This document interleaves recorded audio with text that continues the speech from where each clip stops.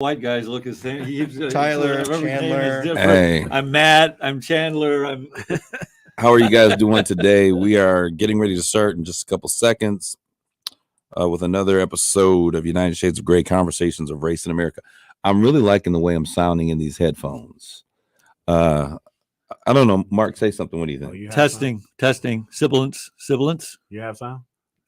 I don't. You don't have sound? No. There you go. Oh. How's that?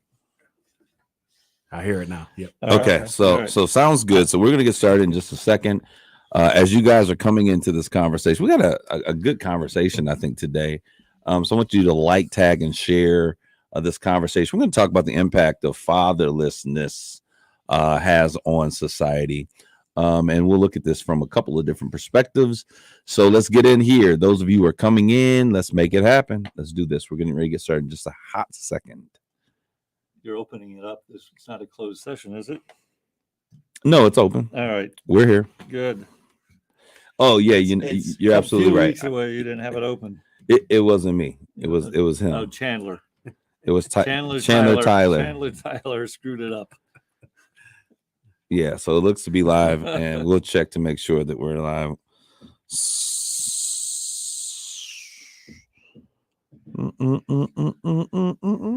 You know what's funny is when people looking at your gadgets. I don't see us going live. Chandler, I don't see us live. It's so live because people just tagged other people to come watch the show. So I'm watching it right here. Are you watching it? Look right here. Well, okay, we're watching. We're live. We're getting ready to get started here. I guess we are live. I see myself now. There you go. Well, I don't have to share it because if we're live, then it's on my page, right? Yes, it is. All right, thank you. All right, so every week it's like it's the the first same. time. See, look, It's the it same says. thing But every week. do you see this? What does it I say? can't read. I don't have my glasses. It says only me. Okay. Well, Geraldine, is that your mom? Yeah. Mother Walker? Yeah. Hello, Mother Walker. I had a great time with you on Sunday. Nice. Thank you for welcoming us so much. All right. So I think we're okay. Now we're public. All right. Ready to start the recording? Yeah, let's get going. Okay.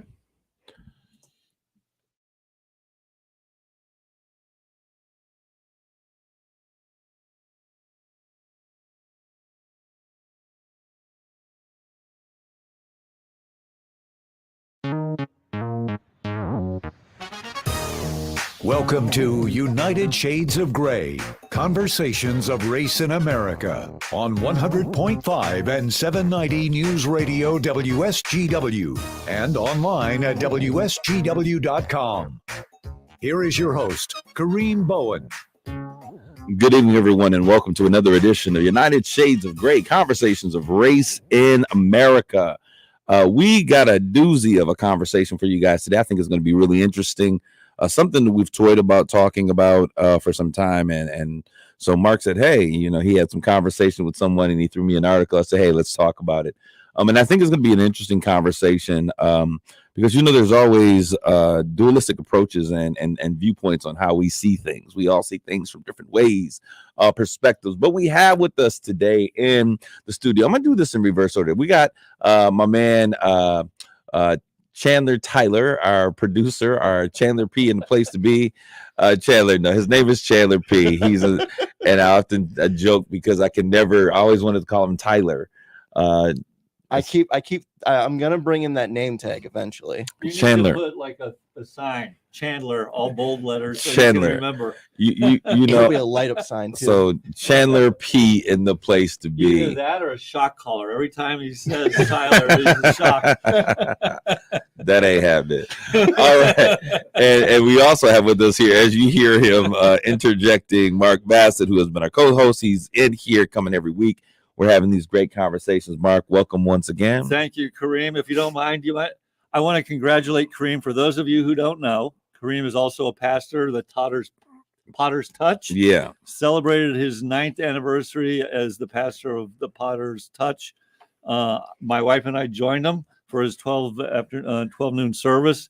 Roman Catholics, first time in a predominantly black church. It was very interesting, great music. our guy Frank Sanders did a great job with his sermon. Great sermon. And just thank you so much for the hospitality and congratulations. Absolutely. Yeah. Hey, Larry, what's good out there? So, no, it was great. You know, I've had a number of friends growing up when I was a kid. My friends used to always make me this deal because we played basketball. So we would play basketball and we wouldn't get out of church. My grandfather was a good old Pentecostal Church of God in Christ member, right? And so we would have basketball practice at about 11 o'clock. So if you went to my church, we were in church for about 2.5 hours, which meant by the time you got to basketball practice, we had already done all of our running and you were there just for a couple shoot arounds and that was it. So my friends was, hey, if you go to church, I'll go to church with you. And we got to church with them and we would always end up doing the 4-liners and the suicides. And then they came to church with me and it was like, hey, we're going to start going to church with you on Sunday because we never had to do any running on Sunday for practice. And so that became the thing. So a lot of my friends grew up going to church, going to a Black Pentecostal church, good old Catholic folk. But we also have with us in the studio today one of my, I consider him one of my good friends. He's not even a friend. This is my brother, Jeffery Bulls. He's my younger brother. I love the way he thinks. He's got great perspectives. And Mark, that word you love, community activist. Now, if I'm a community activist, then this brother definitely is. But he speaks up for the people in the community, doing so many great things, sitting on boards, making stuff happen. United Shades of Gray, welcome Jeffery Bulls back. He's been here before. Jeff, give a shout out. Hello, everybody. Thanks for having me. All right. And as you notice, he's a man with great thoughts. I'm a great man with a big mouth. So together, he says it quietly, and then I just shout it from the rooftops. So we work well together. We're going to get into this conversation. Someone handed me something, but I'm not going to talk about that just yet because I want to do more research on the situation that we heard about with the state police officer, the whole issue with pulling the African-American man over with thoughts of he was possibly going to be, he was inebriated. But he ended up punching him. But we're going to figure out what's going on. I like to give information and share information that I've kind of really had an opportunity to look into. And that is not one of them, even though Ann Williams, you did such a wonderful job sharing that information on this morning on WSGW. But we're going to forgo that. There's some other things that I want to take a look at and get us kind of talking about. But for those of you out there in the social media stream, I see you guys coming in. Why don't you like, tag, and share this conversation? Jeff, Elaine Cook said hello to you, but did not give me a shout out. Those of you out there, we thank you guys for coming in week after week. And you know who I got to give a shout out to? My man Mike over at Westside Decorating. Today I was doing vendor meets and just at different locations. And I had to pick up something from Westside Decorating, who I never get to get over there very often. But every time I go over there, they are super duper hospitable. And I know that they're doing some stuff with the station with WSGW and KISS 107. But I want to give you a shout out, my man, Mike. You're doing a great job. If you guys are looking, Westside Decorating is really, it's in a very, I wouldn't say hidden, but it is not, necessarily one of those places that you just would pick them up right away. They're right next door to the Super Cafe over there where the Saginaw Spirit has their office, directly across the street from Menards. But if you go in there and you need some specialty things done, I know I did. My guys did a huge project on last year, and we need some specialty staining, and they were amazing at making sure we got exactly what we need when we needed it. And I go in there, and they give great prices. The prices are amazing, especially for things that can be custom. So they have designers and everything in there. Sonia and the rest of the crew are in there doing great things. And so I ran into you today, to Mike today, Mike. So shout out. I know you told me that you're listening on the radio. So, hey, you get a shout out when you listen to us on the radio, right? All right. So we're going to get right into what's hot off the press today. And I want to get back, and I'm going to always talk about this because the reason I'm going to talk about the war on Ukraine, because I think it's the thing that is preventing happening what is most important to me, and that is a conversation on voting rights in America. So since I can't talk about voting rights in America, I'm going to talk about this war in Ukraine. And, it is important. It impacts all of us. Gas prices are through the roof, even though I saw gas went down 3 cents, Mark. It did. A whole 3 cents. It shot up about 13 cents, but it went down 3 cents. But oil is coming back down. Okay. And so it will be a process, supposedly, if we're not getting gouged by, some of our the people Supply that. and demand. It's not gouging. Okay, you call it what you want to, Mark. I'm still a skeptic. I'm a skeptic about some things, and I'm also a conspiracy theorist all at the same time. But anyways, yeah. So prices hopefully will begin to come back down. We know that it's going to happen because it's an election year. So for no other reason other than politics, the prices will come down. But we're in the 5th week of this combat, this war that's happening, and hopefully, a glimmer of hope. We are going to see some peace talks possibly between Zelensky and Putin. Is that going to happen, you guys? Eventually, I think it has to. I mean, it's clearly not gone. I think Russia thought they were going to just waltz in and take over. Man, Russia looking like some second-rate punks right now. Yeah. Sorry. Yeah, and they're cities they've gained, they're starting to lose. Yeah, come on, Russia. It's really turning into a bit of a disaster with and I don't think they ever expected all the Western countries to kind of align and kind of put all these sanctions against them. So it's been a disaster for them. Zelensky is taking the super out of their power. Yeah. They are, I don't know if they're a superpower. I know they got, maybe their weapons don't work, even the big ones. I don't want to test them and try, but this has been an exercise in foolery. But so hopefully, they've agreed to scale back some attacks. And from what Ukraine was saying, that there were some noticeable removal of attacks in Kyiv, the capital city. So we're hoping that and I think Zelensky said they're willing to talk about being neutral now, and so that. But okay, so what happens with the land that's already been taken? You mean in Crimea or today? I mean, well, it's just beyond Crimea now because Kherson is still having some issues. Yeah, and I'm sure that'll be part of the negotiation. Yeah, I don't expect Russia to keep Crimea. They're not going to give that back. I can't. Do you think they're going to give up space in these other places after spending all this military? I don't know. That's a good question. Yeah, Putin is like, I ain't giving up nothing. That would be a really embarrassing kind of. It would be. Have you heard some of the stuff going on though, like with the army, the Russian army going in? Like all the tanks are like the old Soviet tanks, and the reason that they keep getting stopped up is like the tires on some of like the non-treaded tanks are coming off. They're rotting off. Like we can't touch mud. Yeah. These super all-terrain vehicles can't touch the mud, otherwise the tires will rot off. So we have to stick to the streets, and that's just making them awesome targets. So, do you remember the duck movie, the video game where you just sit there and you shoot the ducks going across the screen? Hunt. Duck Hunt. Yeah. That's exactly what they are. All right, so we're gonna move. Biden signs a bill making lynching a federal hate crime. The name of that bill was the Emmett Till Anti-Lynching Act. And Jeff, you're here. I'm surprised you need a law for. I mean, seriously. I mean, it's amazing to me. Hey, we still need laws to be able to continue to have the right to vote. So this is one of the reasons why we want to talk about those voting acts. We still need to have a refresher of a law to be voted in that we are still, considered free as a people. So this is where I say some of these things need to be changed. But Jeff, story of Emmett Till, where were you when we first heard the story? Because when I first saw it, I was actually in Oakland, and I saw it in the theater. They were showing it during Black History Month. Probably like 2005. The Warriors were supporting the event, so I went to it, and it blew my mind away when I first read about it. Oh, the first time I ever heard about the Emmett Till story, I was actually about 5 years old. Okay, see the difference? Jeff, what did you go to? Saginaw High. He went to Saginaw High. I went to Carleton. They weren't telling us this at Carleton. So they told us, we had a week of Martin Luther King. They mentioned Malcolm X, Frederick Douglass, and Harriet Tubman all in 1 week. But Jeff went to Saginaw High and he heard about this when he was about city school, 5th grade. You said actually 5 years old. So 5 years old, kindergarten actually. Jones Elementary. Now, see, I went to Mount Carmel and Clayton and these other schools. But when I got to history, and first time I heard about it, honestly, I was a grown man at Michigan State. I'd heard it.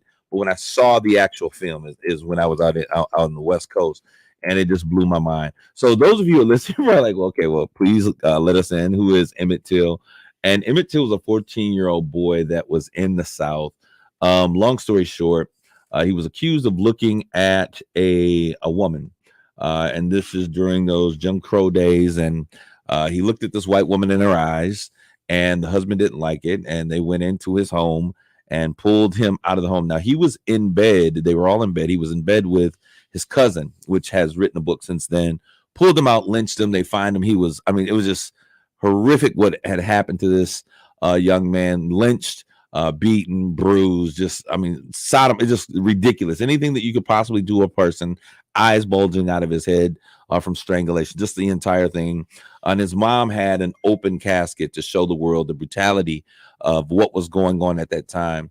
And so we recognize this. And so this bill, the anti-lynching, it's called the Emmett Till Anti-Lynching Act, which makes it a federal hate crime. That means that if 2 or more individuals are a part of a crime that takes place, they're going to get 30 years out the gate, even if the victim is only harmed.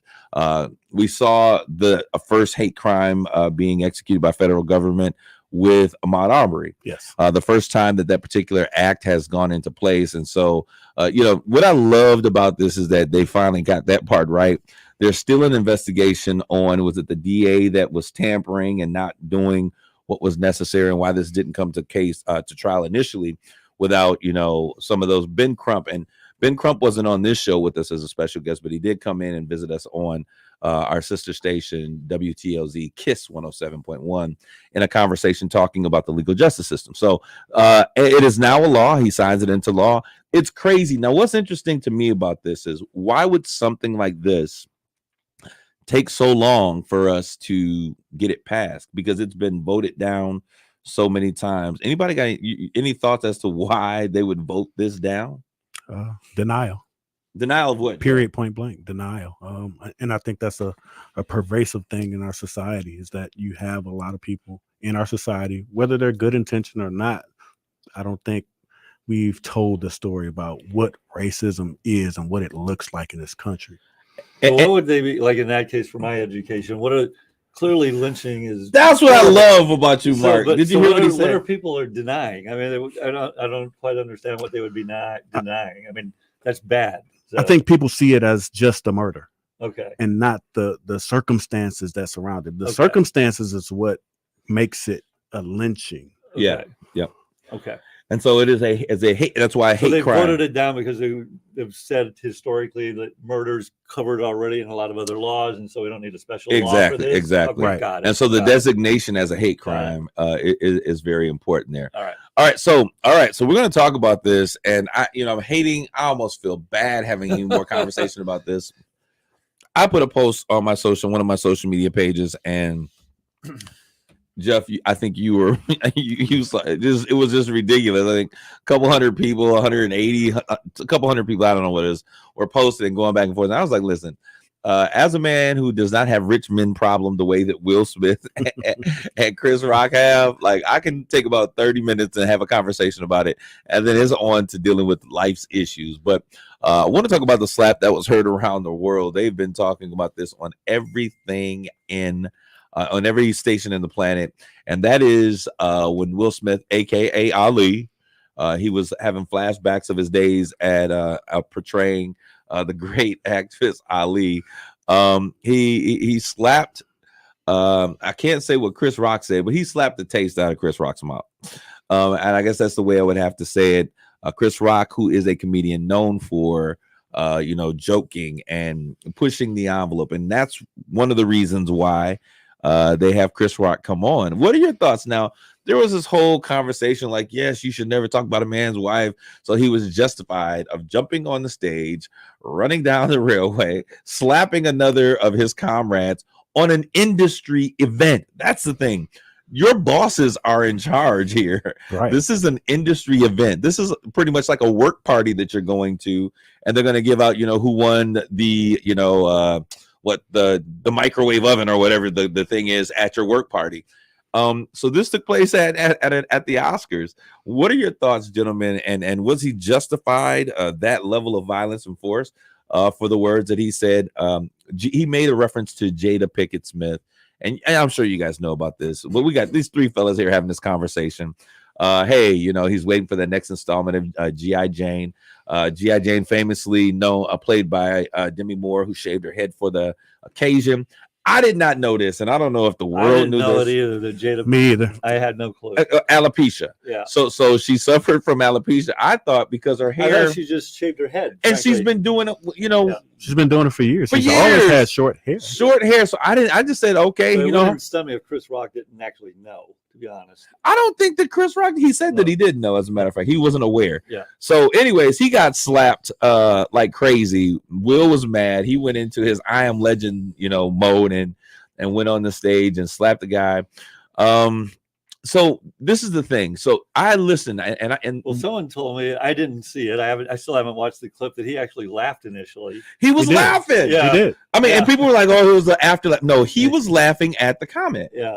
And so, so now Larry Redardi, and Larry probably knows better than any of us because he keeps up with the time. Hey, Larry, how's it going? Larry says Will Smith now faces suspension, expulsion, and other sanctions after the Oscars Board of Governors held an emergency meeting to discuss consequences. I now- don't think he needs to worry financially, though, at this point. I mean, dude, and to be honest, because he is a box office draw, Yeah. I don't expect anything of any great circumstance. He may get a punishment, a fine, and suspended for 2 weeks, but they're going to bring him right back because he's a box office smasher. Absolutely. 4th of July just ain't the same with a good Will Smith without a good Will Smith movie.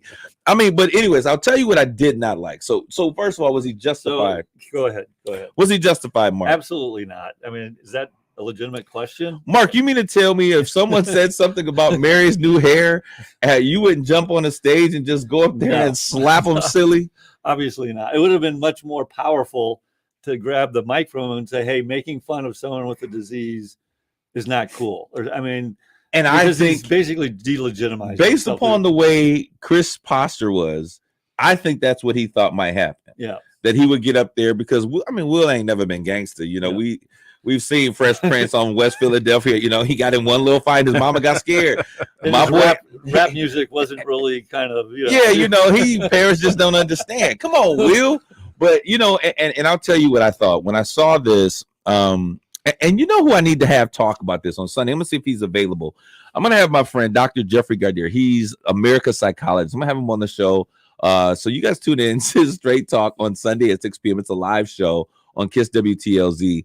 And I want to have him talk like socially, like emotionally, what was going on what he thought, because what I saw was Will laughing, like, you laugh off everything like you do with a comedian. And Chris Rock is the world's biggest comedian. And, Jada, she got the rolling eyes. She was like mad. Like, I'm like big mad. And so what I saw was, I think, issues and concerns and conversations that Will was having that had nothing to do with Chris Rock come to a head.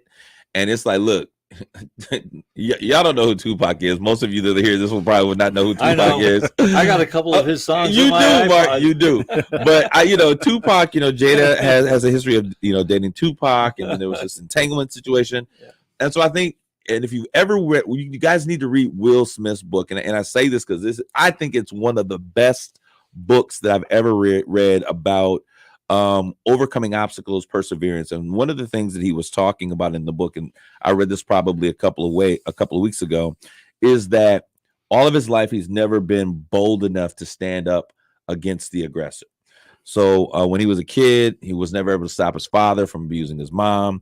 There was a situation where there was a pedophile and when a house in the neighborhood, he saw a girl. He was never bold enough to so he's never been the guy that was bold enough to stand up. And so that was something that I think that he has struggled with, and sharing that publicly, I think is probably something at the forefront of his mind. And an enlightenment. So I think that was a culmination. We're seeing inside of who he is. And so for that moment, the man who had no power stood up and took all power into his hands. For a guy that's one of the biggest actors in the world, and I don't know how many hundreds of millions he's worth, it seems odd to me that he doesn't feel he has any power. But I mean, it's those things are issues that happen when we're Sure. kids. Yep. So childhood trauma is real trauma, and For it sure. exists forever. And, Yep. and you'd be surprised. The people like Mariah Carey, she's in front of hundreds of thousands, if not millions at times Right. when she's performing, and she has stage fright. Yeah.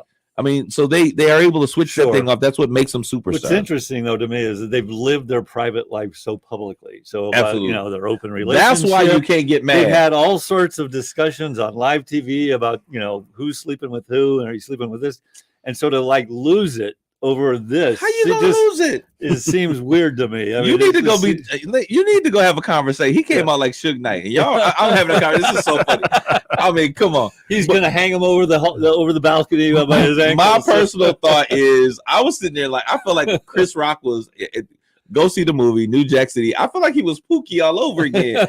I was like, come on, y'all, come on. But what I loved about this, and what I loved about this was the fact that Chris Rock showed such great restraint in He how did. I he was handled- super. I mean, as a comedian, you're used to heckling, and so I mean, Man. unbelievable composure. I mean, what does this mean for comedians across the world? Do we no longer pick on the people? That's Yeah. that's the most That's- fun in the, yeah, of the that's- going to see a comedian. Comedians with all- CCWs, Yeah, yeah, pretty much. yeah. But the thing is, so if you guys have heard, Chris Rock had just recently on one of his podcasts shared about how he was dealing with his therapist because as a kid he was bullied as a young kid because he was small, and that's one of the reasons why Will hit him because he knew that Chris was smaller than he was.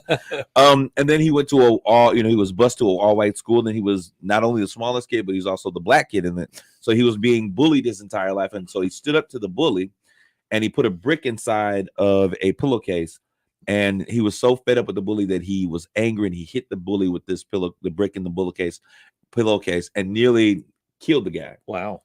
And so he was sharing how his therapist was saying, Chris, we have seen you just being taken advantage of by your friends in marriages and relationships and people all around you in Hollywood. And this is just a couple of years ago. He says, so I think one of the things was you were so afraid of letting your anger go and not being able to control it because you saw this extreme anger that's from that point, you've never been able to stand up or really be angry because you had a fear of letting go. And so Chris was just saying a couple of weeks ago that he had mastered how to express himself with his words, how not to go haywire. And so I'm sitting there and I saw that man on national TV, which the globe has now, billions of people probably have seen that slap around the world. And so I want to say to you, Chris, kudos, because you are a symbol of what I believe real men do. Real men don't take out their issues on stage in front of people, but they handle it. And so they said that Chris went back to his dressing room. He didn't say anything to anybody else. And once he was done, he left and he was out of there. And so he hasn't spoken, but he is now getting ready to go live in his stand-up tour. Tickets have gone from like $50 to $250. Get paid, my man. I can't wait. Can't wait to you in a theater near me so we can share and hear your story because he is going to tell it like nobody else can. I want you guys to stick and stay. Don't go away. We're going to be back. This is our first commercial break with United Shades of Grey, Conversations of Race in America. When we come back, we're going to get into our conversation about fatherlessness. Thanks and stay tuned.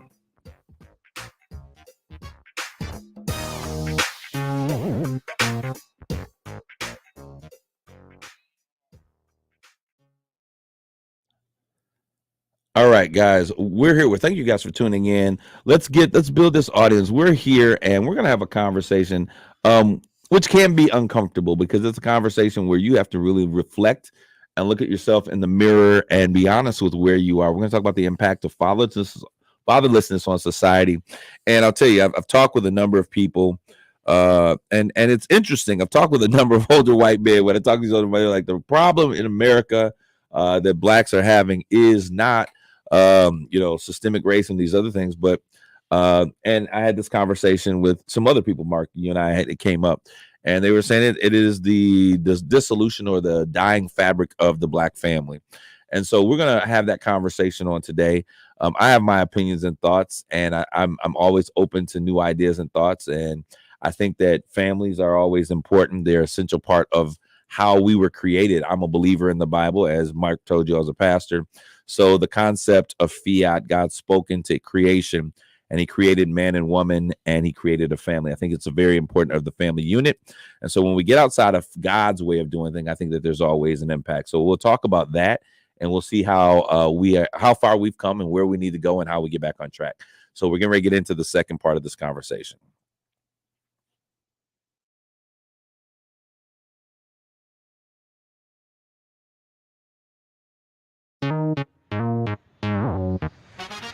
You're listening to United Shades of Grey on WSGW. Hey, this is Kareem Bowen. You're back with United Shades of Gray, Conversations of Race in America. Today, we're going to begin. Larry, thank you, Larry Rodarte. You have to watch his show as well. He also comes on Sundays. At what time, Tyler? What time does our show come on? I think his 7. comes on at. We're at 7, so we're he's at just 7. at He's at 8. And you've got to watch his show, Mahenta. He is a great show. He does a great job. Larry, thanks for tuning in this evening. All right, so we're talking today. Our conversation is about the impact of fatherlessness in America. So, Mark, and you don't always take the lead on a conversation, so I'm going to allow you to do so because Okay. And tell us how we got here, and then we'll kind of move forward. Yeah, well, I think you and I have had this discussion before, and one of the things I've wondered is,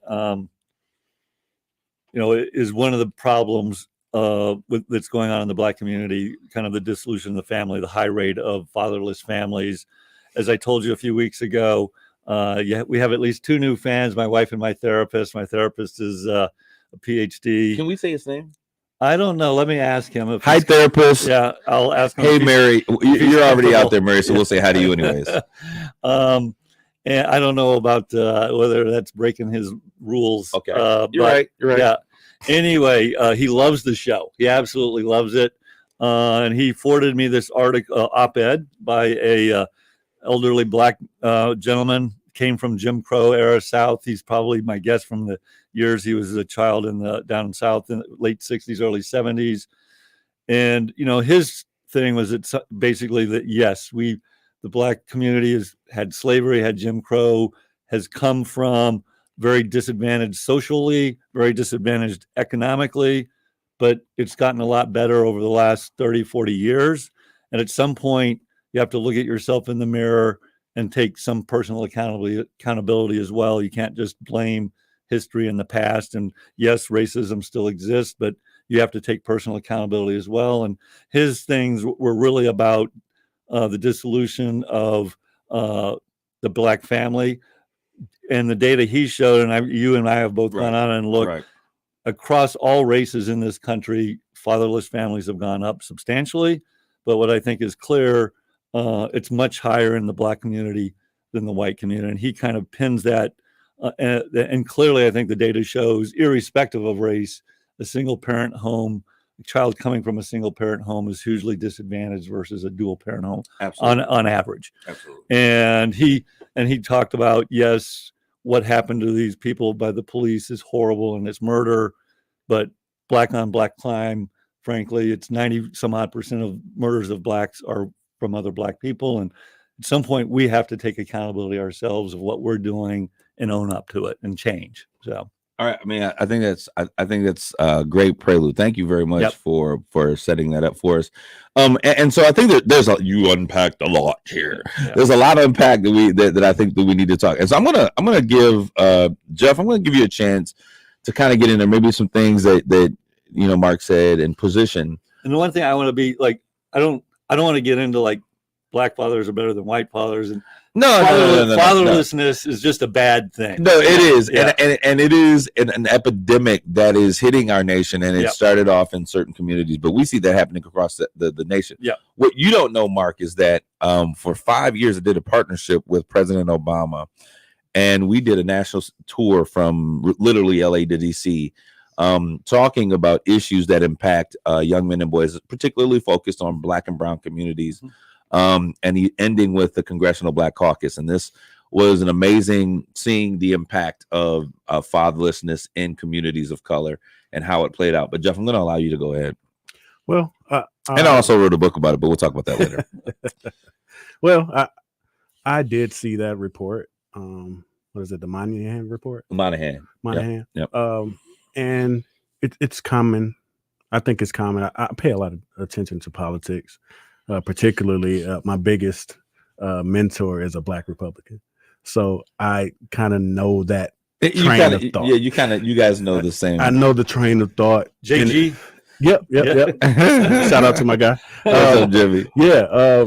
So I've had that conversation, and it's a solid one, but it has gaps. Okay. One of the gaps is, you talk about statistics that show that Black fathers aren't in the home.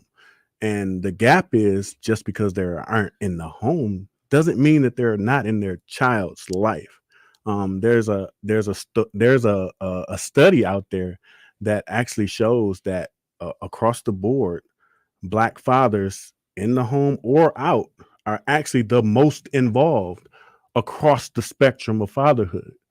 So I think studies like that, when we reference data, you have to fill in the gaps. And yes, that doesn't absolve, Black fathers that aren't involved. We should admonish them when they aren't involved. That's the piece that we should, bring forward. But I think when you paint a picture and it has gaps, it tends to create a narrative that's not necessarily true. So you're saying when we look at the statistics and they say, hey, this percentage of Black fathers, they're looking at homes that are led by single parent moms. And so that number, that statistic, hey, I don't like that number either. I'm going to be very honest with you. I don't like the number. But like Jeff, like you were saying, I do understand the dynamic and what those, just because the families are not married. Let me give you an example. And my mom, I'm not going to, mom, for one time, I'm not going to share my personal experience, but there are families that, especially in Black communities, white America, and me and my friends used to joke about this. White kids, when they turn 19, they ready to get married. Like by 22, 23, they are married, they're ready. And by the time we decide to get married at 32, 33, 34, they're on their second or third wife.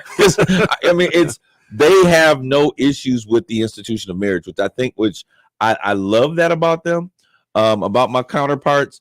And in Black communities, you might date for a good 14 years before you get married. Those are cultural differences. And I think that there's some reasoning behind those things, but those are things that we look at culturally. But that doesn't mean that those men are absent from their fathers, from their children's lives. Now, there are a lot of absent fathers.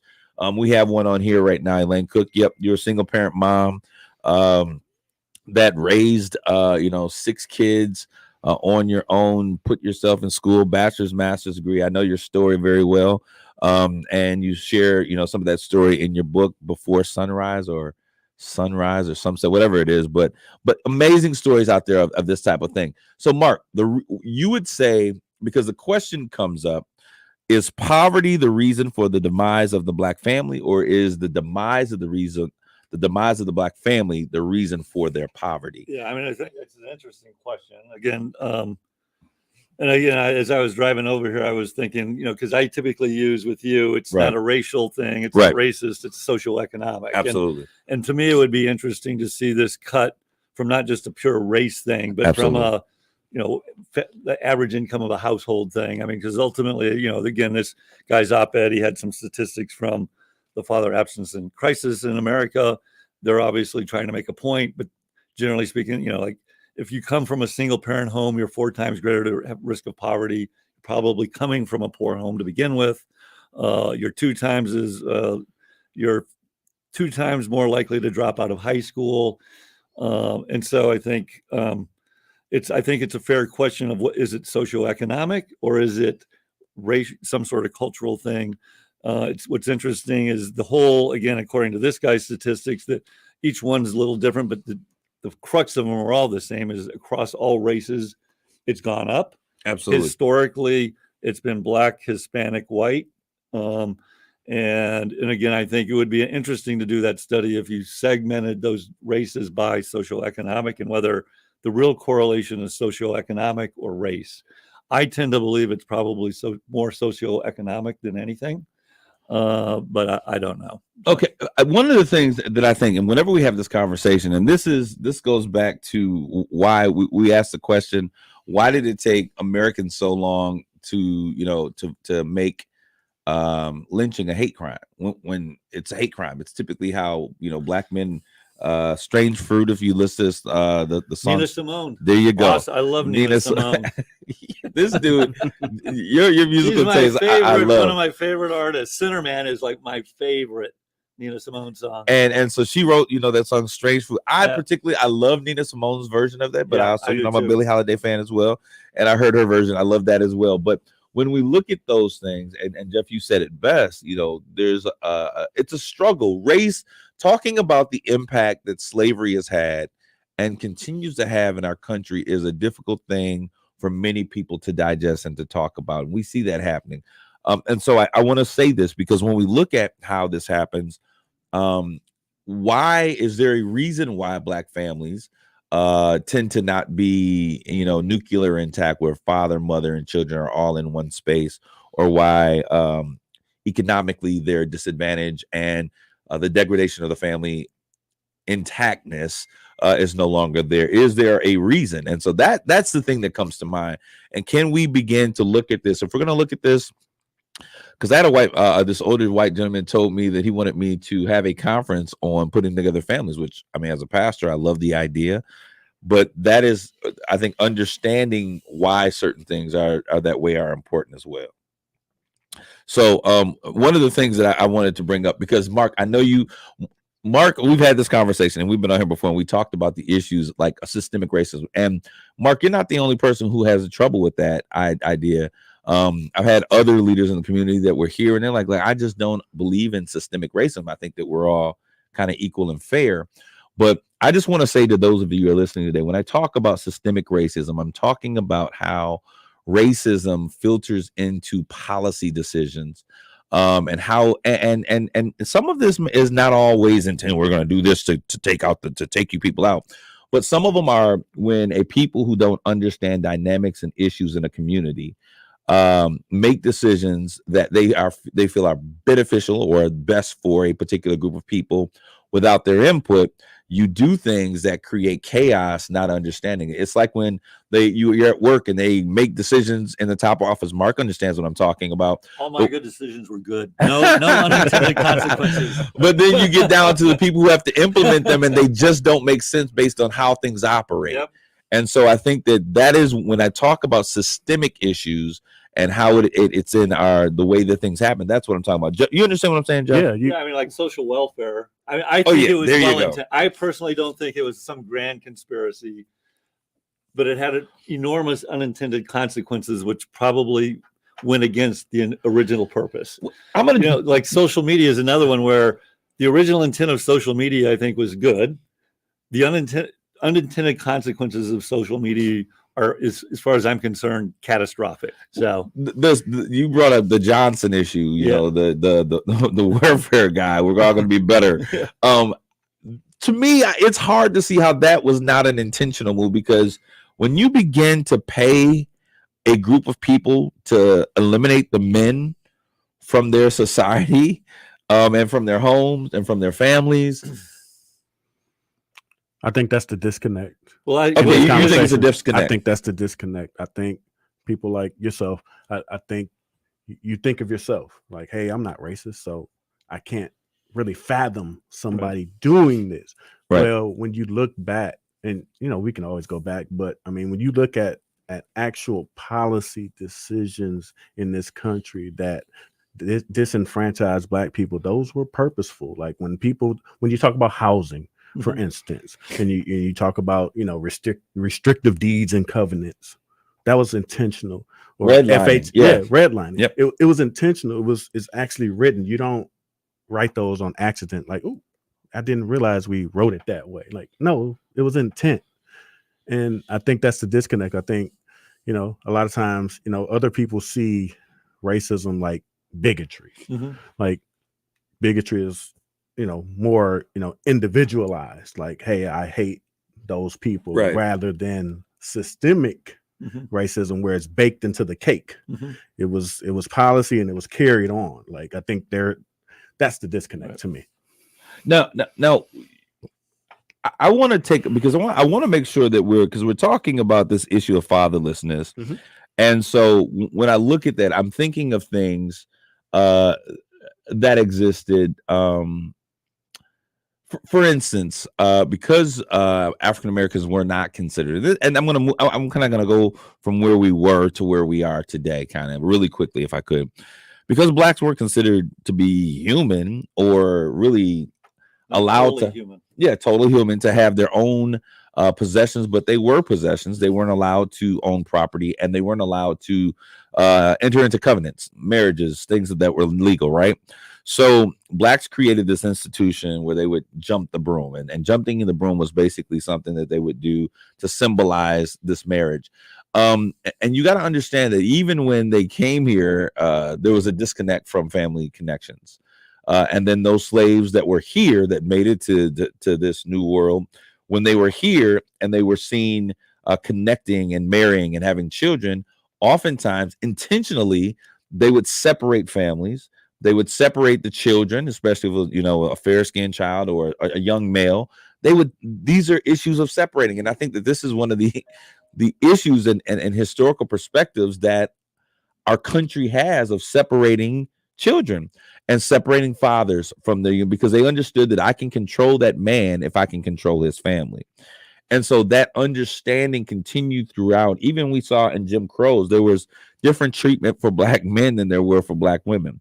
And so it's hard for us to understand that philosophy and how it's in our systems. But I find it almost, it would be impossible to not have that same philosophy. This guy would argue like, okay, yes, all that existed. Right. But that was at this point a generation ago. And at some point we've got to move forward and not stop using the past as an excuse. Like, I've gone through a lot of therapy, and my parents did the best they could. They were great parents, but there's some things they probably could have done differently. And at some point I have to stop blaming parents for what I do or how I feel. I have to own it, you know. And that's this guy's argument. And I think ownership is very important, but it's like what we talked about at the beginning of the show. Two great men who have ascended to the heights of what their professions are, Chris Rock and Will Smith, yet they are haunted as real grown men by the trauma of their childhood. And trauma does not go away because we get older. Sure. Or trauma doesn't go away because, you know, trauma becomes generational because we teach those pains, we teach those fears, and they become incumbent and a part of how things operate, just the way bigotry does. And just because Jim Crow died, now it's a Jim Crow Jr. You know what I mean? So there is a continuation of ideas. You can't kill ideas. Sure. Yep. You know, so we make efforts to do those things. And so when we get to a Johnson and his idea of, okay, we're going to, you know, make sure that black people are no longer poor, we're going to make things better, but you got to remove your husband from the house or else you won't get that support. There were a lot of men, and I've heard these stories before, that had to make the breaking, you know, heart-wrenching decision. We need this help. So I've got to remove myself and not be selfish because I want to be with my family, but I'm gonna have to leave the house so that my family can actually get what they need and what they deserve in order to survive. And I'm gonna go back and we're gonna come back together, and it never happens. We could look at the crime bill of 1984, which was a mass incarceration. We could talk about how there's differences and inequalities in sentencing.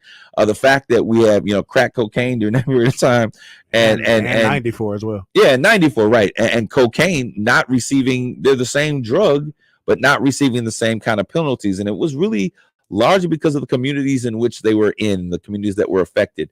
We could look at the fact that we got tens of thousands of African-American men who are incarcerated for selling marijuana. And now we have white owners of marijuana shops that can freely go in and buy these drugs. These are systems that happen when they made these and they set these standards. And these standards were not inclusive. And I know a couple of black brothers that had the wherewithal to be able to get into the business. But when you have to have $500,000 to get going in something, and you've been doing it the entire time on the street, you were incarcerated and jailed for these things. You're saying that only a certain group of people have access to this type of business. And when you look at who are now the purveyors of good weed, if you would, I'm not a smoker, but purveyors of good weed in our community, it is not the community that had been pushing it all these years. And so these are the ways that I think that the system sometimes plays a role in how these things operate. I would just say, to that point of us having to move on. Right. I would agree with it. I agree. I would agree with it if the harms have stopped. If the harms haven't stopped, you can't tell me to move on. Ultimately, the harms are always going to be there. The world isn't perfect. Absolutely. And so at some point, I would. That's argue what you we're have- saying, Mark. The Yeah, harms but- are still here. Sure, but The everyone's got- specific there- ones. Yeah, but in a They're certain not sense- general. They're not like, oh, you can't say, oh, I So got when you say harms, you got specific- harms. When you say specific harms, what do you mean, Jeff? Well, we just talked about systemic racism. It's still not only present but pervasive. It's not a figment of our imagination. It's still here. It's when we talk about things of yesteryear and the things that people did of yesteryear, those people are still living. My mother is still living. She's 82 years old. Mama, These things, when you say, well, that stuff happened long ago, the people that endured it are still here. Sure. I could see if they were gone, but they're still here. So those harms are still here. They may have taken different form. Things, we evolve and racism evolves too. So Jeff, how do we move? How do we begin to address the issue of, and now it's becoming a larger conversation. 'Cause I would say, how do we begin to engage on the dissolving unions of marriage in communities of color, but now it's a larger. Most marriages are ending in divorce. More women are becoming into the field and heading single parent homes. How do we deal with these issues? Because I don't think that they're even racial anymore. No, I don't think they ever were. It always existed. And again, this is where I think sometimes, to your point, statistics can be misleading. You have to look at it different ways. The easy thing to do is look at it racially. I tend to believe if you really segmented it, it would probably be more socioeconomic than anything. Absolutely. I think it's a great question. I don't necessarily know the answer. I think in a certain sense, there's a part of culture, and I hate this argument. My wife uses it all the time, where pop culture kind of makes things acceptable. Right. But I think it's become much more Absolutely. acceptable. I mean, and again, this is not, he just happens to be black, but irrespective of race, like a guy like Nick Cannon.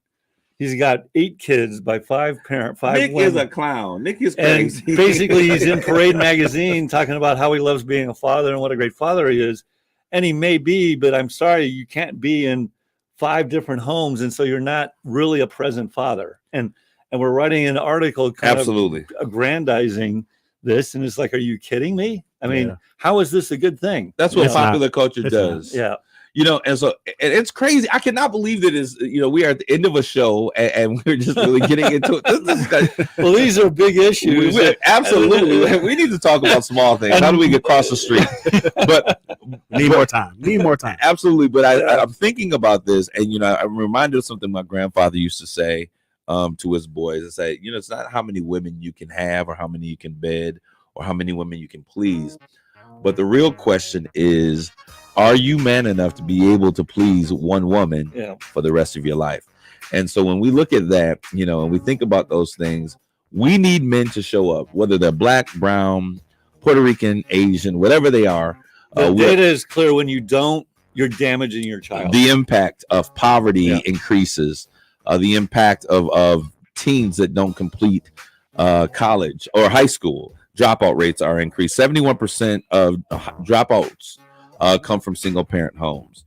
71% of teen pregnancies come from single parent homes. So what we're saying here is that the impact of your manhood, and I guess this is a show for men, the impact of your manhood is necessary. And we should have this conversation again, Mark, and we'll bring in Brian Pruitt, who I consider from Power of Dad, who I consider one of the greatest fathers. I want to say this real quick in 32 seconds. I was having a conversation once with Brian. I'm going to go really fast. And we were standing in front. This is when he was living in my neighborhood before he became highfalutin and all that other stuff.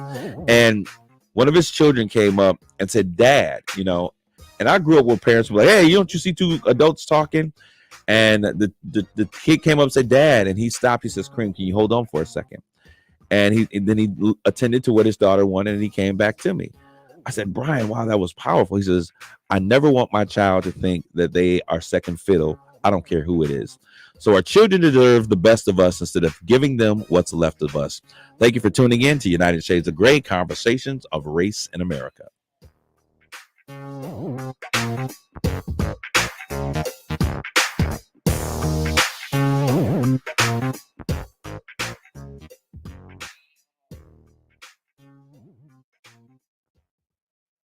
You should do overtime. On Yeah, no, that's what I was going to say. So those of you who are out there listening, we want to know what your thoughts are in terms of are we having a whole bunch of deadbeat dads?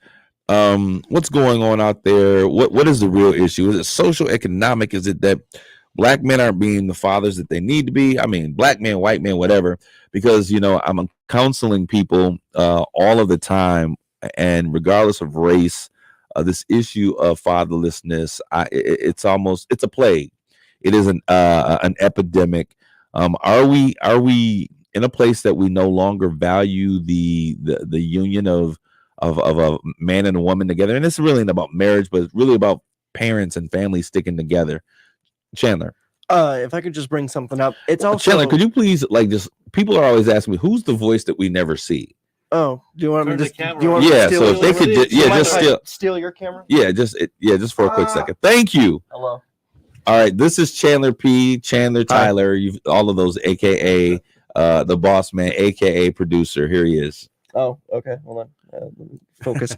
Well, I was going to bring up like a lot of issues that a lot of my friends have right now is that it's just not conceivable to have a family right now. It's not even something that's on the table for a lot of people to even sit down and say, we want to get married in even 5 years, like planning ahead that far. Do they have kids or no? Not so even. Not not having even any But they kids? will have kids because there's no way in the world they're going to live together and not eventually have kids. When you do grown folks stuff, you have grown folks consequences. They would love. But, yeah. They would love to have families. They would love to have kids. But Right. just as far as like the world goes with how the economy is and how things in the system are, it's just not conceivable. And this is a different show, but I have a son who's kind of, his girlfriend feels the same way. I don't know. It's not economic, more like the world's going to hell.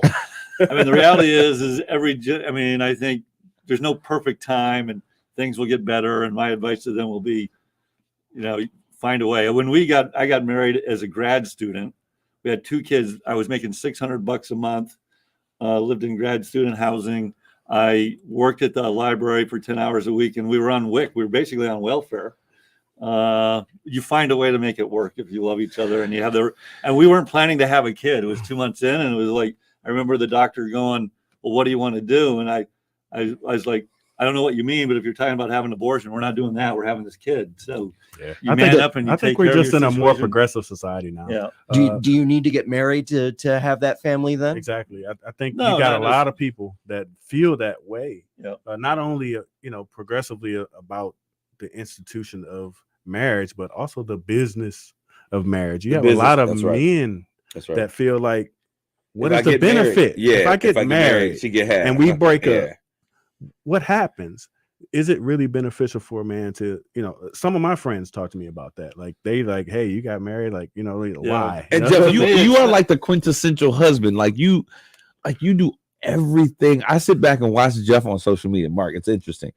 And I watch you, like, you're romancing the stone on birthdays. You're doing sweet, just those tender, tender sweet nothings, just out of nowhere.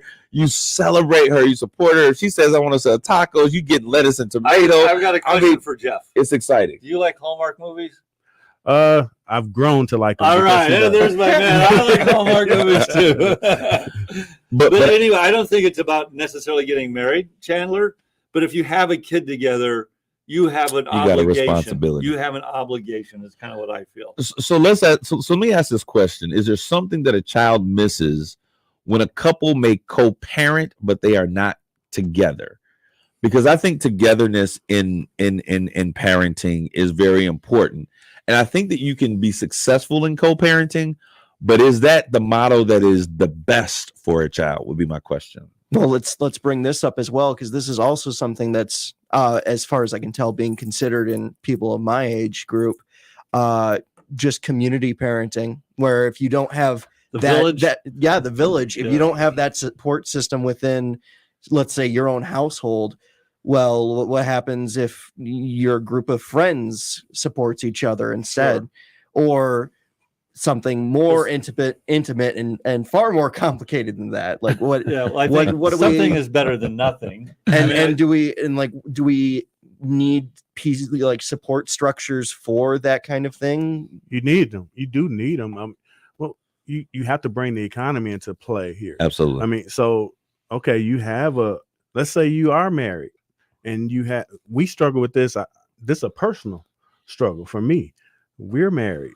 We have all our kids at home, but due to economics and having to make more money, I have to work way more. Right. So I'm not at home as much as I could be if I just had one great job, but 9 to 5. Home, you're present in your kid's life. I'm present as much as possible. There's a strain. Something is better than nothing. I think again the statistics are really pretty clear for a single parent home and the disadvantages of that. And I'm sorry, but there's something innate biological about having a present father figure. It does, but that's present. But Mark, and I don't want to water down what Jeff was saying, because in your closing you said a present father, a present father present, that is what we said. But and I think that's one of the things that is so important, because with prices, inflation, and the cost of living, and all of these other things, a father can be in the home and still not be present. Not be there. Sure. Again, you can find all sorts of anecdotal examples of But this is real life. No, but the statistics are really, really, for sure. You have great people that have come from single family homes. That's what statistics are. There's all sorts of examples of horrible two-parent homes. Yeah. But you can't deny the overall statistics. No, but I think overall, I think all of us would agree that the best situation would be able to have both parents. And if you can't, there's other gyrations or configurations that work. But I'll tell you what, my situation was different. I grew up in a single parent home. My mother was G.I. Jane all day long. Sorry, Jada, but ain't nobody getting slapped around here. She was she was a superhero. But we did have, as you said, Chandler, we had the elements of the village that came into being, and my father was not present because he didn't want to be present. So that's another issue that I think is very important. I got a similar. My story is similar. This guy was like, his father chose not to be. Well, his mom divorced the father because he was abusive, but he talked about all the issues of not his father not being there and not caring, but his uncles and his neighbors, surrogates stepped in. That's my story as well. Yeah. My biological father lived 2 miles away from us, 2 miles. But he wasn't there. Yeah. But my grandmother, uncles, cousins, you kind of fill in that gap. Yep. And shout out to my mom. Shout out, Mom. Superstar. My mom worked 9 to 5, 2 boys. And she did such a great job to the point that we didn't have the father conversation. And so my grandfather, my uncles, I mean, I just had such strong. You have examples of this is what a good man. Yes. And not only that, but what a good marriage was. My grandparents were married for 62 years. I don't even understand how you do that. Married for 62 years, and we were able to celebrate them, and their great. We might make it. We're at 37. Really? Yeah. And so I think that's amazing. Chandler, what were we going to say? I see you. Oh, I wasn't gonna. I didn't have anything to say. Sorry, my grandparents had the same story. Over 50 years of marriage. So if economics and society and socialization, all of these things play a part of it, what are some of the key things that we need to do to return to a place? And can I say one thing? Yeah, absolutely. Those are hindrances to having the ideal situation, but at some point people are making a decision that I am not going to be present. Absolutely. I don't care how poor you are. I don't care what situation you're in. You can choose to be present or not to be present. And to me, there's no excuse not to choose not to be present. I see in the Black community, and Jeff, you let me know if I'm wrong, a resurgence of the understanding for Black men to understand the importance of their presence in their child's lives. Absolutely. And I'm so excited about that. Working with young people and doing things right now. I had a meeting. It was interesting. I had a meeting just a couple of weeks ago. A couple of kids were having some experiences that I thought were unfavorable. So spoke with the school, got the parents together. And in both cases, the father was the leading factor in those kids and in the conversation and leading the conversation and partnering with those. We're learning that the value that our children has and the value that our children receive from both parents being involved is so necessary to the growth of that child. And it was so good to see those men, those Black men present in the lives of their, one was a young boy, one was a young girl, and how those young people represented. And I remember sitting at the table with mom and dad. One situation, they weren't together, but they were still co-parenting, grandmother and grandfather, and, you know, myself and one of my business, and said, look, this is, we are all a part of your village. And so when I think that we get out of this concept of, you know, my four and no more, and we understand that it takes, truly, the adage is true. It's not just an African proverb. It takes a village, and whether that village is Black, Mexican, from Tijuana or wherever it is, or you know, or Caucasian, whatever it is, it doesn't matter. We are now living in a time where community is having to be involved in the raising and the protection of our young people. I will say too, circle back around to something we talked about with social media, you know, the unintended consequences. I think that's having a positive influence on fatherhood, seeing other fathers on social media, you know, those type of videos trending of dads with their kids. I think that's one of the good things. Good intended. That's what we're going to talk about next week. We're going to talk about the impact of good fathering. We're going to share stories of good fathers and maybe invite some men into the stream, but talk about the benefit. Mark, and you know, you've shared of how Mark got a football team. I got seven, but all of these. I'm not sure I was a great father early on. I got better as I went along, I think. But I think that's important to realize that, you know, fatherhood happens in stages. You have to tell that story. Yeah, I think it's important. So why don't we plan on that, Tyler? Chandler, Tyler. I'm going to get you that. You need a sign here. Just Get a big. We're going to plan for those of you who are listening. I think that's a great conversation. I think that's something that men need to get involved with. And one of the statistics that we looked at, and I know why this is, and it's not good father, bad father, but they were saying that most, when you look at how involved a father is, changing diapers and that Black men tend to do those tasks a lot more. And it's because you're going to have your day, you're going to help out. And in Black communities, most Black women aren't able to stay at home. Nope. And so if they're going to work, you're going to watch the kids. So those tasks that are often assigned to women, Black men tend to be a part of those things, homework and those things, because you're having to watch your children in a way that you don't have the opportunity for a mother to just stay at home. But this is a great conversation. I'm loving this conversation.